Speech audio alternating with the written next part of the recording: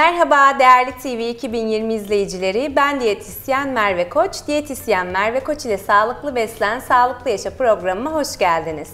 Bu hafta programımda değerli bir konuğum bizlere eşlik edecek. Kendisiyle birlikte birbirinden farklı, sağlıklı tarifler hazırlayacağız. Özkan Şef bizimle birlikte. Özkan Şef hoş geldiniz. Hoş Programıma katıldığınız için çok teşekkür ederim. Nasılsınız? Ben nazik davetiniz için teşekkür ederim. İyiyim. Sizler nasılsınız? Çok teşekkür ederim.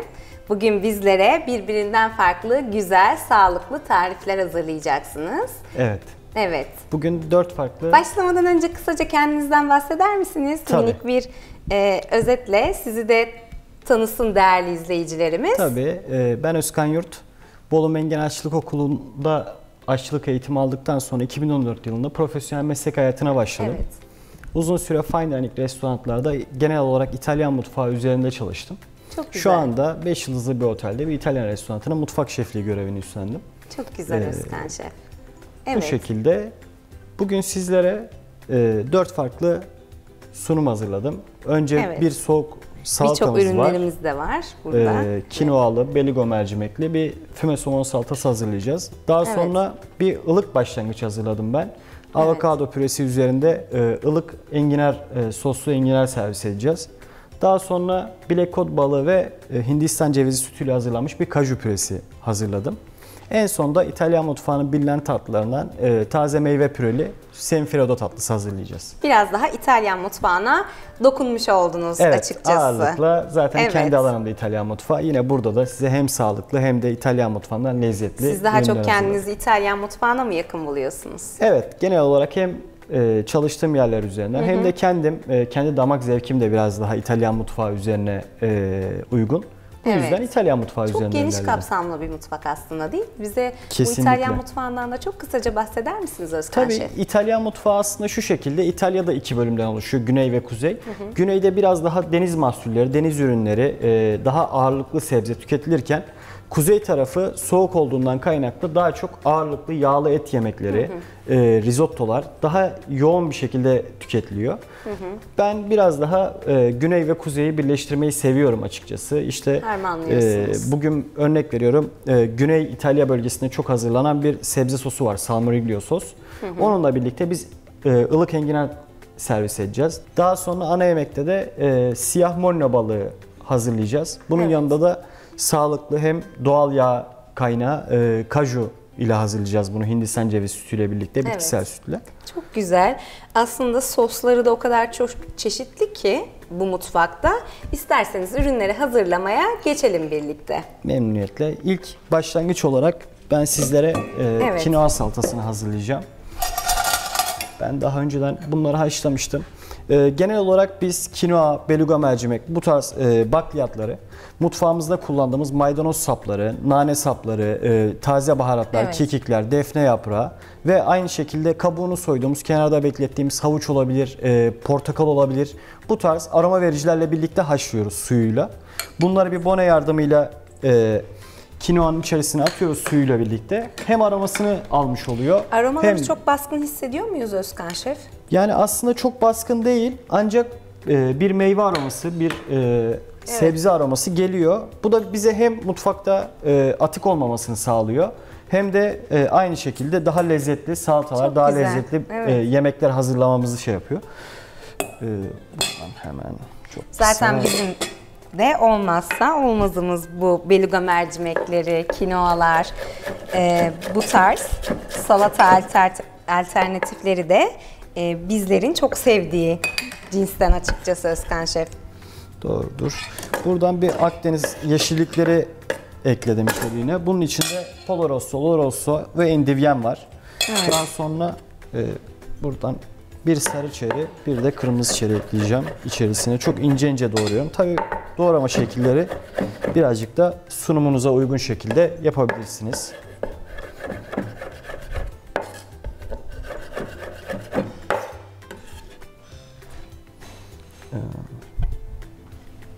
Bir adet enginar kalbi doğrayacağım içine. Hem besleyici hem de lezzetli bir enginar zaten beslenmemizde karaciğer dostu, özellikle vücudumuzda bir detoks etkisi yaratabilmesi açısından enginarı da beslenmenizde oldukça yer vermeniz gerekiyor. Gerek haşlanmış bir şekilde, gerek fırınlanmış, ızgara şekilde beslenmenizde salatalarınızı ekleyerek tercih edebilirsiniz. Bir ana yemek olarak ya da bir soğuk başlangıç olarak da tercih edebilirsiniz. Siz salataya eklemeyi tercih ettiniz Özkan Şef. Evet. Yani şu şekilde bu tarz bakliyat salataları aslında ben şu an daha restoranvari, en azından tadımlık bir tabak hazırlayacağım. Ama porsiyonu büyüterek hem kesinlikle. içerisinde bakliyat hem de yine sunumunda portakal da kullanacağım. Meyve, bakliyat ve yeşillikle birlikte tek bir öğün halinde de tüketebileceğiniz bir salata aslında bu. Ben daha çok deneyim tarafındayım şu an. Hani daha tadımlık bir tabak hazırlayacağım. Evet. Ama porsiyon büyütülüp Artırılabilir. malzemeler artırılabilir ve tek bir öğün şeklinde de tüketebilirsiniz bu salatayı. Ben bir format yardımıyla sunuma başlayayım. Aslında lif deposu da oldukça yüksek bir salata oldu bizim için. Hem de sindirim sağlığımızı da destekleyici bir nitelikte oldu. Çünkü içerisindeki kinoa ve beluga mercimeği de içerdiği yüksek lif sayesinde sindirim sistemimize de yardımcı olmaktadır.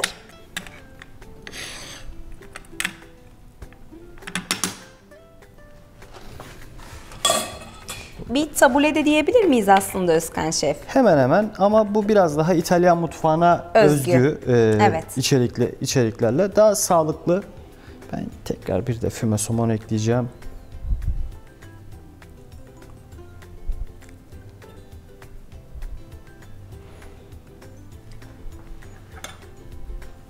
Görüntüsü de çok güzel oldu. Kesinlikle iştah açıcı olmayan herhangi bir sunum bizim için asla geçerli olmuyor. Kesinlikle.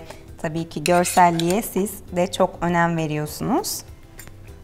Portakal da bir aroma verdi aslında şu anda. Kesinlikle. Hem günlük alabileceğimiz vitaminleri de tek bir salatadan alabilmek kesinlikle önemli.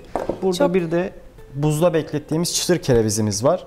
Ben bunu daha çok sunum için kullanıyorum. Ancak kerevizin hem İtalyan mutfağındaki yeri çok önemli, hem de çok da sağlıklı bir salataya yakışacağını düşünüyorum. Kesinlikle kereviz oldukça faydalı bir sebze grubunda yer almaktadır. Vücudumuzda ödem atmaya yardımcı olmaktadır. Aynı zamanda bir enginar gibi vücudumuzda detoks etkisi de yaratmaktadır. Buzda bekleterek mi bu şekilde elde ettiniz Özkan Şef? Öncelikle kerevizin kendi dışındaki liflerini soyacak yardımıyla alıyoruz. Daha sonra çok buz da güzel ve suda bir görüntü hem şeffaf hem de çıtır bir kereviz oluyor. Evet. Aslında bu şekilde atıştırmalık olarak da tüketilebilir. Kesinlikle. Kesinlikle tüketilebilir. Ben genel olarak özellikle salatalarda, bu tarz soğuk salatalarda taze baharatlarla hazırladığım zeytinyağını kullanıyorum. Hem renk olarak hem de lezzet ve aroma olarak daha çok, yani bir gün dinlendiriyoruz bunu, hazırladığımız taze baharatlarla birlikte çekiyoruz. 65 derecede bir gün boyunca dinlendiriyoruz. Daha sonra da süzüp tabaklarda, soğuk servis tabaklarda kullanıyoruz. Çok güzel Özkan Şef. Bu bilgiyi de bizle paylaştığınız için teşekkür ederiz. Evet, aslında farklı bir dokunuş da elde etmiş olduk tabakta. Kesinlikle. Bir sormak istediğim, içerisine hangi tür baharatları ekliyorsunuz? Her baharat koyulabilir. Tabii bu biraz tercih için. Biz genel olarak fesleğen, frank maydanoz, nane ve maydanoz kullanıyoruz. Yine zeytinyağıyla birlikte çekiyoruz. 65 derecede ısıtıyoruz yağı. İçeriğine yeşilliklerimizi atıyoruz. Tercih ettiğimiz şekilde ıspanak da kullanabilirsiniz. Daha sonra robot yardımıyla çekiyoruz. Bone ile süzüyoruz bir gün sonra. Farklı bir alternatif. Evet. Ürünümüz hazır Özkan İlk ürünümüz Şef. hazır. Gerçekten görselliğiyle de ön planda.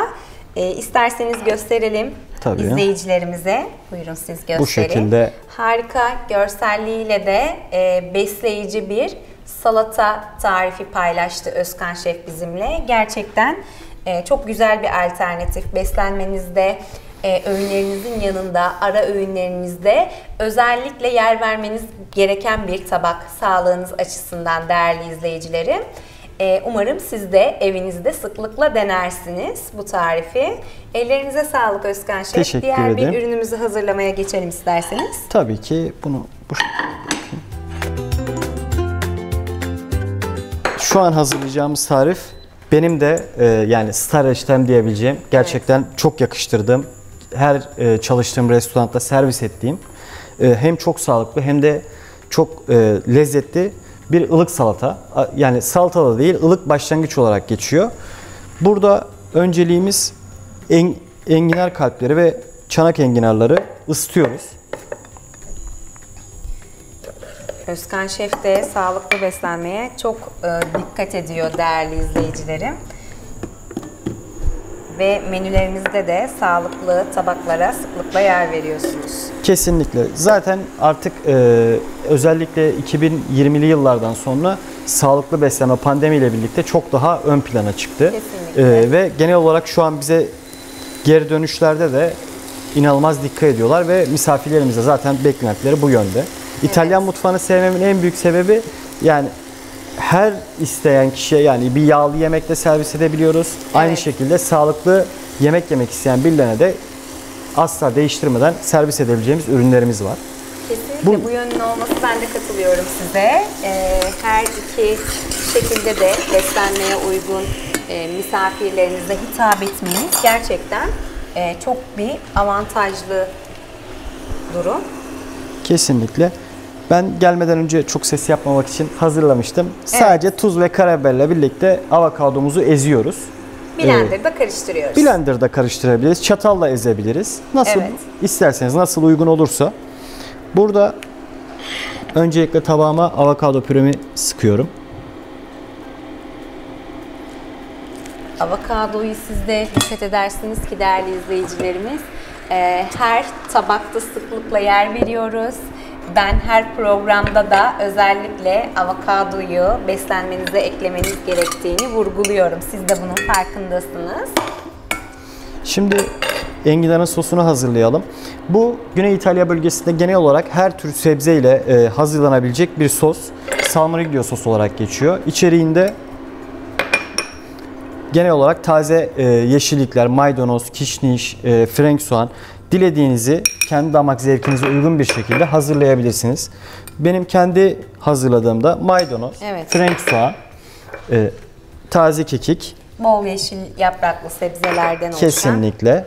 Sarımsak, çok az, çili biber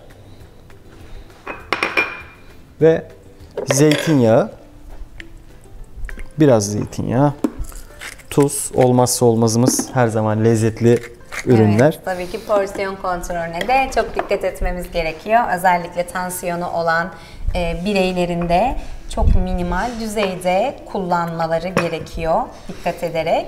Şöyle, bu tercih meselesi birazcık. Ben mumlanmış kefal yumurtası yani bottarga kullanmayı çok seviyorum. Özellikle enginara çok yakıştığını düşünüyorum.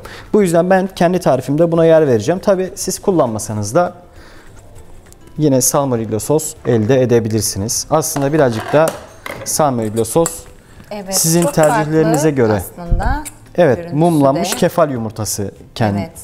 Farklı olarak hangi ürünlerde değerlendirebiliriz Özkan Şef?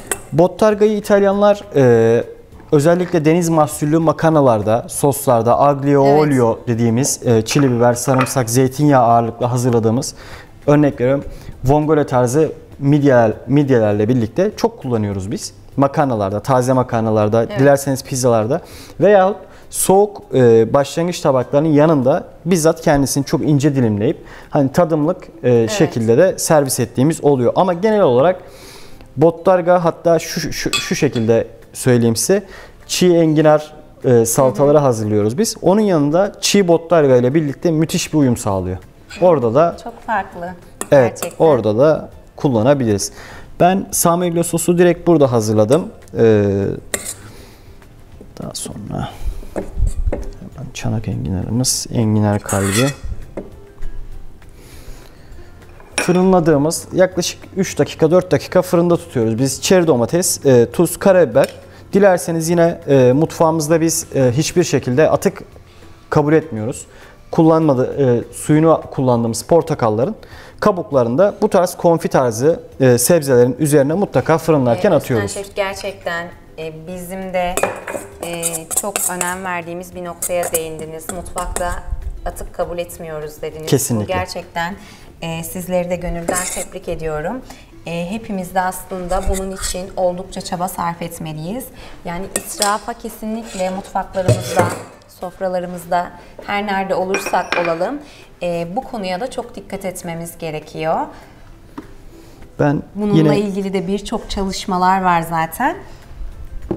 Burada yine yeşil yağ kullanıyorum ben. Evet. Bir de tabağın rengine zıt ürünler kullanmayı çok seviyorum ben sunumumda. O yüzden siyah deniz tuzu kullanacağım burada. Sunumu birleştirmesi adına. Normal deniz tuzundan farkı var mı peki Özkan Şef? Herhangi bir farkı yok. Sadece kalamar mürekkebi ile hazırlanıyor bu deniz tuzları. Evet. Hani renk ve sunum için bizim için önemli. Ancak herhangi bir farkı yok bu üründe. Daha sonra bezelye filizimi de koydum.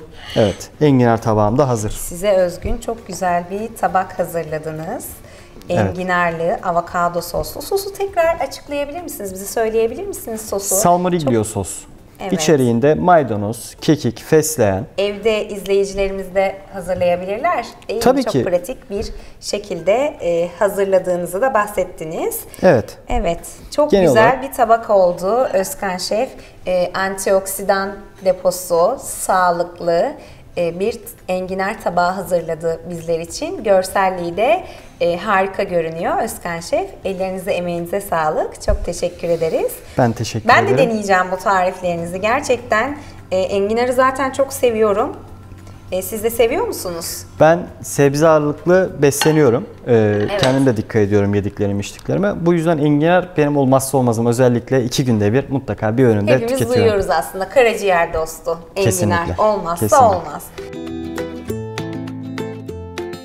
Evet Özkan Şef, isterseniz diğer bir ürünümüzü hazırlamaya geçelim. Tabii bir adet de ana yemek olarak bir ürün düşündüm ben. Hindistan cevizi sütüyle hazırlanmış kaju püresi. Kaju sağlıklı, kendi doğal yağıyla birlikte hazırlıyoruz. İçerisinde bulundurduğu faydalı yağlar sayesinde Kesinlikle. sağlığımızda olumlu yönleri bulunmaktadır. Bilek kod balığını ben çok seviyorum. Hem çok yumuşak bir eti var, hem balık sevmeyen insanların da tercih edebileceği, herkese hitap eden, çok fazla balık kokmayan bir ürün. Özellikle küçük çocuklarda falan çok da öneririm. Balığı sevdirmek amacıyla. Kesinlikle. Hem ağır bir kokusu yok, hem beyaz bir eti var. Yani hani derler ya, tavuk gibidir, işte çok güzel bir balık, asla balık kokmuyor. Evet. Hemen hemen aynı şekilde hem çok yumuşak, çok lezzetli, çok sulu bir balık, hem de çok balık kokmadığı için çok balık sevmeyen insanların da tercih edebileceği türden bir balık. O yüzden herkese hitap eden bir balık seçtim ana yemek olarak. Yanında güzel. da domates salsa hazırlayacağız. Domates salsanın içeriğinde de domates, siyah zeytin, çili biber, yine maydanoz, taze baharatlar ve aynı şekilde kaparemiz var. Bu şekilde bir tabak hazırlayacağız. Dilerseniz başlayalım. Tabii Özkan Şef, başlayalım. Ben öncelikle kaju püresiyle birlikte başlayacağım. Burada Hindistan cevizi sütümü koyuyorum öncelikle. Farklı süt çeşitleri de uygun olur mu peki Özkan Şef? Yine badem sütü, soya sütü, yoksa bu yemeğe özgü sadece Hindistan cevizi sütü mü kullanabiliriz? Şimdi kaju ile çok yakıştırıyoruz ama tabii bitkisel sütler de biraz tercih meselesi. Soya sütü de kullanılabilir, badem sütü de kullanılabilir. Ben Hindistan cevizi sütü ile birlikte hazırlamayı tercih ediyorum. Çok yakıştığını düşünüyorum ikisinin birbirine. Biraz kaju. Tamam. Ürünümüzü hazırlamaya başlayabiliriz. Püre olana kadar çekmeye devam ediyoruz. Evet. Çok hafif daha Biraz süt daha. koymam gerekecek.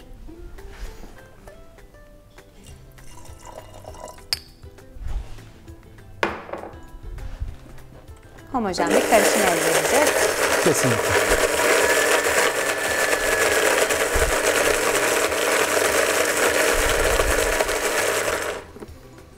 Ürünümüz hazır olmak üzere.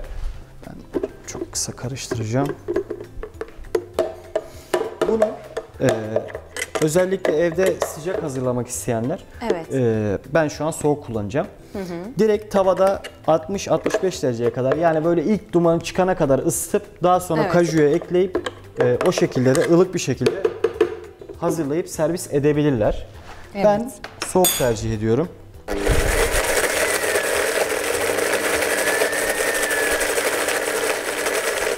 Peki sıcak ya da soğuk olması fark ediyor mu Özkan Şef? Tercih meselesi. Balıkların yanında, yani sıcak yemeklerin yanında genel olarak sıcak püreler kullanıyoruz. Ama kaju soğukken de aroması daha, hem yağı hem de aroması daha yüksek bence. Anladım. O yüzden zaten Damak zevkine göre o zaman. kesinlikle, kesinlikle. Püremiz hazır. Ben daha önceden poşete birazcık almıştım. Evet. Dilerseniz bunu servis etmeye başlayayım. Öncelikle tabağımıza kaju Özkan püresini. Şef bizlere pürenin hazırlanışını da gösterdi. Evet. Kaju püremiz burada. Hemen burada kod balığımız var. Fazla bir işleme, dediğim Gösterelim gibi, mi balığımızı izleyicilerimize de? bu şekilde Yapısal olarak da. çok Evet. yumuşak, beyaz etli Gerçekten bir, de bir beyaz ete benziyor. Evet. kesinlikle. Sadece zeytinyağı, tuz ve karabiber kullanıyorum ben balıklarda. Çünkü balığın kendi öz has tadını bozmayı sevmiyorum. Evet. Genel olarak yanındaki yanlıkçı ürünlerle birlikte lezzetini destekliyorum. Asla balığın gerçek lezzetini, balığın lezzetinin dışına çıkacak ürünler tercih etmiyoruz biz Etmiyorsunuz. pişirirken genel Evet. olarak. Kızgın bir tavaya hızlı bir şekilde aldık balığımızı. Temiz bir kaşık alayım. Yaklaşık iki tarafında 3'er dakikadan 6 dakikada pişecektir balığımız. Evet. Biz balığımız pişerken dilerseniz domates salsamızı hazırlayalım. Balığın üstüne Hazırlayalım. kullanacağımız. Önceden doğradığım küçük domatesler. Domateslerin iç etli sulu kısmını ben ayırıyorum bunu yaparken. Onları da daha çok makarna soslarında, pizza Evet. soslarında kullanıyoruz. Kullanıyorsunuz, Kesinlikle çöpe atmıyoruz. değerlendiriyorsunuz. Evet. Siyah zeytin. Çok az sarımsak. Frank soğan. Maydanoz. Sarımsak, soğan da zaten antioksidanlığı ile birlikte farklı bir lezzette katmaktadır Evet. yemeklere. Yine soğan kullanıyorum. Tabi soğan, sarımsak sevmeyen izleyicilerimiz de bu ürünleri çıkartabilirler, kendilerine uyarlayabilirler. Birazcık da kapari kullanıyorum içeriğinde. Çok kısa balıklarımı döndürmem gerekecek.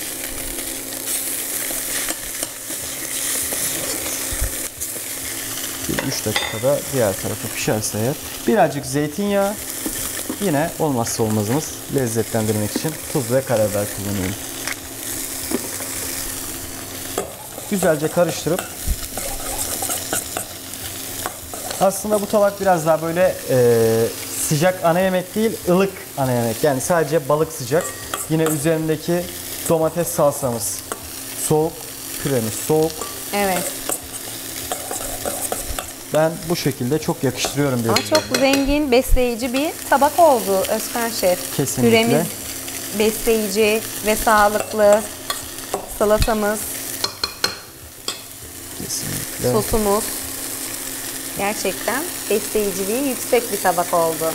Aslında ben Teşekkür ederim. salataya benzettim, sos olarak hazırlıyoruz ama evet biraz Yani bir an salata olarak sostan da telaffuz ziyade ettim. şu şekilde aslında, ben balıklarda dediğim gibi çok balık tadının dışına çıkmayı sevmediğim için sosu çok tercih etmiyorum. Tam aksine yanında daha böyle hem yemeği hem hazmı kolaylaştıracak ürünlerle servis etmeyi seviyorum. Domates biraz daha sulu bir salsa hazırlayıp onunla birlikte, püreyle birlikte, tabii yanında içeceğinizle birlikte çok rahat tüketebileceğiniz, hem de ürünlerin tadını alabileceğiniz bir Evet. tabak oldu. Şu şekilde ben 2 parça kullanıyorum. Yani bilek kod balığının ortasında çok sert bir kemiği olduğu için kesinlikle tek parça bütün halde servis edemiyoruz. Ben kesinlikle kılçıklı balık servis Bilgileri etmiyorum. de bize vermeniz gerçekten çok kıymetli Özkan Şef. Teşekkür Bu ederiz. şekilde domates salsamızı koyalım. Balığımıza da farklı bir aroma verecektir. Kesinlikle hem yerken o sebzelerin aroması, hem balığın Evet. kendi aroması, hem de püre ile birlikte rahat. Tabağımızın güzelliğine bakar mısınız değerli izleyicilerimiz?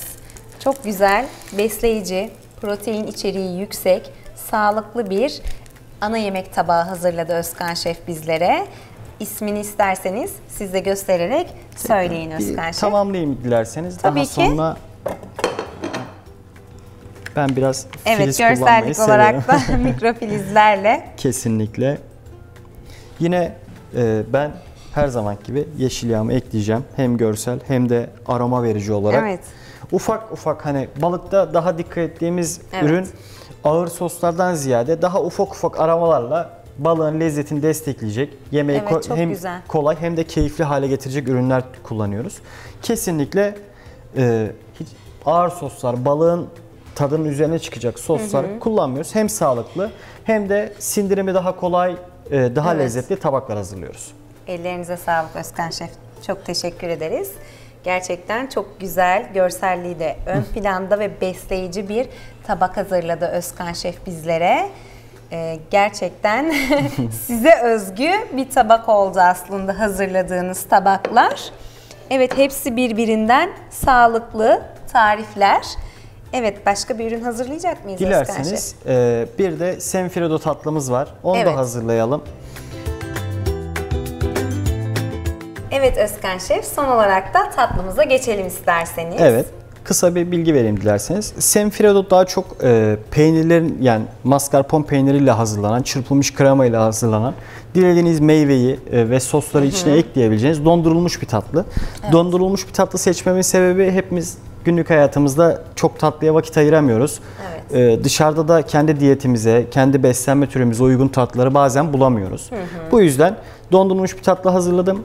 Dilediğiniz zaman istediğiniz porsiyonda hazırlayıp Evet. dondurucuda saklayıp dilediğiniz zaman çıkartıp ilk günkü haliyle yiyebilirsiniz. Çok güzel. İzleyicilerimiz de en azından hani Pratik bir şekilde böyle Kesinlikle. ani gelen tatlı krizlerimize bir çözüm olarak da güzel bir alternatif olur. kesinlikle. Dilerseniz başlayalım. Öncelikle mascarpone peyniri ve çırpılmış kremamız var burada. İkisini ben birleştirdim gelmeden önce. Çünkü çırpılmış krema sönebiliyor. Burası da çok alanımız müsait değil. Mascarpone peyniri, çırpılmış krema. Burada şekersiz fıstık ezmemiz var. Sadece kendi yağından. Hem sağlıklı yağ olduğu için kesinlikle herhangi bir yağ eklemeyeceğim. Sadece sağlıklı yağ olarak fıstık ezmesi. Aslında bizim hazırladığımız şu anki Senfredo fıstık ezmesi kremalı, taze orman meyveleri püreli İtalyan tatlısı olacak. Dileyen, ben bu tatlıya çok fazla şeker, hiçbir şekilde şeker kullanmıyorum. Bal ekliyorum. Ama uygun olmayan, işte şeker tüketmeyen izleyicilerimiz de şekersiz hazırlayabilirler. Fıstık ezmesi ve orman meyvesinin meyvelerdeki şeker yeterli olacaktır Evet. tatlı için. Çok az balımdan da ekliyorum. Şöyle hemen oradan, pardon. Tabii ki. Buyurun. Evet. Çırptım. Çırpıyoruz. Bu biraz zorlayabilir. Hem çırpılmış krema hem fıstık ezmesi. Fıstık ezmesi de yoğun olduğu için. Kesinlikle.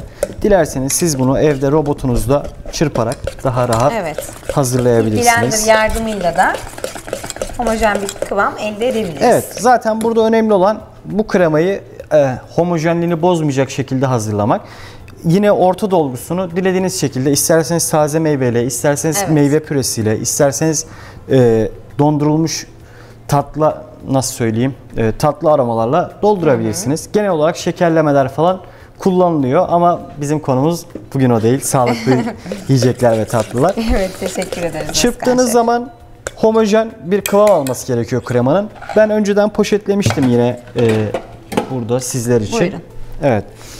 Silikon kaplarda hazırlıyoruz bunu. Siz de evinizde eğer silikon kaplarınız yoksa yine yağlı kağıt koyup metal saklama kaplarında dondurup daha sonra tüketebilirsiniz. Biz silikon kaplarımızda hazırlıyoruz. Ben 2 adet hazırlayayım hemen hızlı bir şekilde. Burada ben dolgu olarak taze orman meyvesi püresi hazırlıyorum. Bunun hazırlığı bir gün sürdüğü için ben hazırlayıp getirdim. Ancak yapılışı da şu şekilde. Taze orman meyvelerini robot yardımıyla çekiyoruz. Evet. Daha sonra bir süzgeç ve bona yardımıyla bir gün boyunca fazla suyunu bırakmasını sağlıyoruz. Bir gün bekletiyoruz. Evet. Peki bekletmediğimiz takdirde o özelliği kazanamıyor mu? Şu şekilde çok sulu olur. Donuk bir tatlı olduğu için de servis ettiğin zaman meyvenin suyu dışarı, hoş bir görüntü olmaz. Meyvenin suyu dışarı çıkar. O yüzden bir gün dinlendiriyoruz biz orman meyvelerini. Daha sonra zaten kendisi bu şekilde bir püre haline alıyor. Orta dolgusu olarak biz taze orman meyvesi ve fıstık ezmesi kullanıyoruz. Yine tekrar üzerine ara kremamızı. dolgu olarak kullandık orman meyvelerini. Evet. Farklı meyve aromalarıyla da yapabilir miyiz? Yoksa Tabii ki, bu tatlıya tamamıyla sadece özgü orman meyveleri mi kullanıyoruz? Tamamıyla Özkan Şef? tercih. Kesinlikle tercih üstüne bir tatlı. Siz sadece çilek seviyorsanız ortasına direkt çilek koyup o şekilde de fazlalığını alıyorum. Daha sonra difrizde 6-8 saat arasında donacaktır. Donduktan sonra yine dikkatli bir şekilde kırmadan çıkartmaya özen göstermenizi öneririm. Evet. Tatlımız bu şekilde. Bu şekilde difrize atıyoruz. 6 saat, ortalama 6 saat, 8 saat arası donmuş olacaktır. Ben yanımda hazır bir Hazırladınız. tatlı getirdim. Evet. Evet. Dilerseniz Yapım aşamalarını bizlere gösterdi Özkan Şef. Aynı zamanda ürünleri de evet. hazırladı bizler için. Donup aynı silikondan çıkmış halde bu şekilde tatlımızı hemen küçük bir sunumumuzu gerçekleştirelim. Burada ben orman meyvesi kullanmayı seviyorum. Yine orman meyvesi dolgularıyla birlikte. Ben de çok seviyorum orman meyvelerini. Şu şekilde. Fıstık ezmesinin kokusunu da hissettik buram buram Özkan Şef. Kesinlikle. Özellikle aynı zamanda sporcuların da tercih edebileceği bir tatlı alternatifi olarak değerlendirilebilir. Çünkü şekersiz fıstık ezmesi de hem enerji açısından güzel bir alternatif de olacaktır. kesinlikle. Bizim genel olarak zaten ben kendim de açıkçası spordan sonra bu tarz tatlıları önerdim. Birazcık da çikolata ile süslüyoruz. Çok güzel. Şu şekilde yine orman meyvesi püreleri. Ben de bu şekilde fresh ve meyveli tatlılara bayılıyorum Özkan Şef. Bunun tadını da hemen denemek istiyorum. Tatlımız hazır. Evet. Dilerseniz. Çok güzel. Ve tadı da çok güzeldir eminim. Evet, Özkan Şef bizler için hazırladı. İsmi neydi Semifrodo. Özkan Şef? Evet.